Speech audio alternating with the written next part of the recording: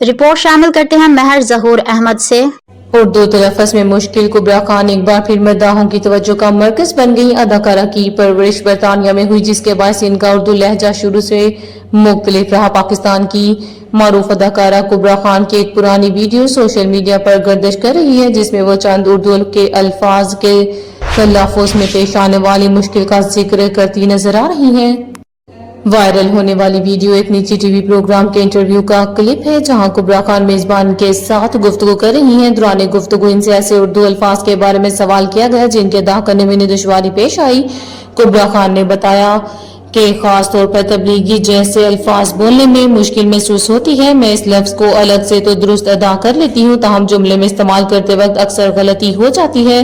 अदाकारा की परवरिश बरतानिया में हुई, जिसके बाद से इनका उर्दू लहजा शुरू में मुख्तलिफ रहा, ताहम पाकिस्तानी ड्रामों में काम करने के बाद इनकी उर्दू में वाज़ह बेहतरी आई। वीडियो के दोबारा वायरल होने पर सोशल मीडिया सार्फिन की जानब से मिले जुले रद्द-ए-अमल सामने आ रहे हैं। कुछ अफराद ने इनकी सादगी और मासूमियत को सराहा, जबकि दीगर का कहना है कि इन्होंने इब्तिदा में रोमन उर्दू इस्तेमाल की और बाद में बाकायदा उर्दू सीखी है।